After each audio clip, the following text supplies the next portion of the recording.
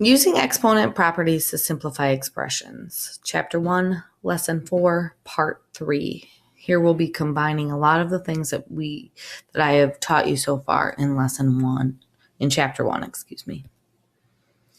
So the order of applying all of the properties, if it is all necessary, will stay in this order. First, you apply the product of powers property, and then you can simplify, then apply the power of a product property, then simplify, then apply the quotient of powers property, and then apply the power of a quotient property. So here we have an example of 3 to the 4th times 3 to the 3rd divided by 2 to the 2 squared times 2 to the 5th. So I'm going to have to decide what I'm going to do first. The first question I'm going to ask myself, do I have the same bases or the same exponents? Since I have the same bases in this problem, I'm going to use the product of powers property. So I'm going to use the product of the powers property first to both my numerator and denominator and combine my exponents with addition. So that becomes 3 to the 7th divided by 2 to the 7th. Now I have different bases, but the same exponent. So this is where I would use the power of a quotient property to combine my bases and make it a fraction in 3/2 over 7. In part B, I have a similar situation here where I have a couple of the same bases of 4 here in my numerator. So the first thing I'm going to do is apply that product of powers property to those to the expressions with the same base of 4. So that's the first thing I'm doing. I'm combining the 4 to the 3rd and 4/2.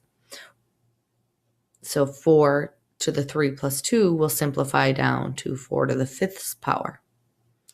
And now I can see that I have 2 different bases here in my numerator, but the same exponent. So because I have the same exponent, now I'm doing the power of a product. I'm going to multiply my 2 bases, 4 times 3, and keep my exponent of 5. So when I do that, it simplifies down to 12 to the 5th divided by 12 to the 3rd. Again, I'm going to ask myself, do I have the same base or the same exponent?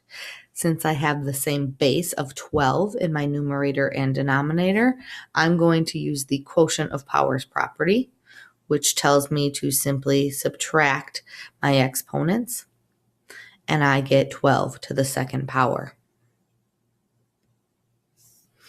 In example C here, I have 3 to the 4th to the 3rd power times 5 to the 12th power divided by 15 to the 4th. So I don't have, in my numerator, I don't have any of the same bases or any of the same exponents, but I see here I have a power raised to a power. So I'm going to apply the power of a power rule and multiply my exponents of 4 and 3 in that case. When I do that, I get 3 to the 12th power now times 5 to the 12th power over 15 to the 4th. So now, because I have the same exponents in my numerator, that tells me I can use my power of a product property. So I'm going to take my bases and multiply 3 times 5 and keep my exponent of 12. As you see, when you simplify that, I get 15 to the 12th over 15 to the 4th power. Now, because I have the same bases in my numerator and denominator, I'm going to use the quotient of powers property, which tells me to subtract my exponents. So 15 to the 12th minus 4th power becomes simplified all the way down to 15th to the 8th power. Okay, let's try an example here where we have 10 to the 8th times 10 to the 4th times 10 to the 3rd in the numerator. In the denominator, 5 to the 12th power times 5 to the 3rd. So again, I'm asking myself, do I have the same base or the same exponent?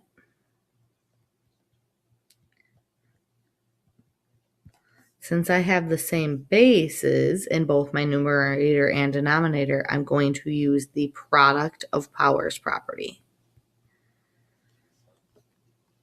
So what I can do here is instead of having all those 10s, I can have 1 10 and add my exponents. 10 to the 8th plus the 4th plus the 3rd.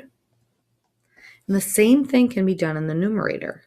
5 to the 12th plus the 3rd power. Then I'm going to simplify simply by doing all that adding. So my numerator becomes 10 to the 15th power, and my denominator is 5 to the 15th power. So now that I have the same exponents here,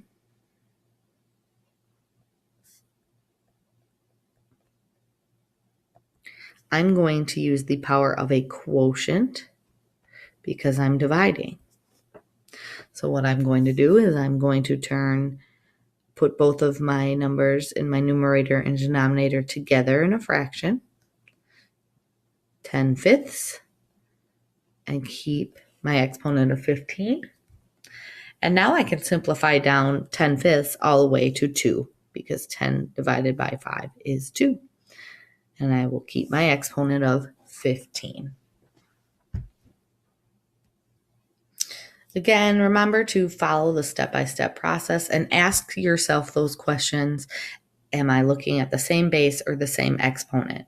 If you see the same base, you're going to be using either the product of powers property or the quotient of powers property if you're dividing. If you see the same exponent, you're going to be using the power of a product property if you're multiplying and the power of a quotient product if you're dividing.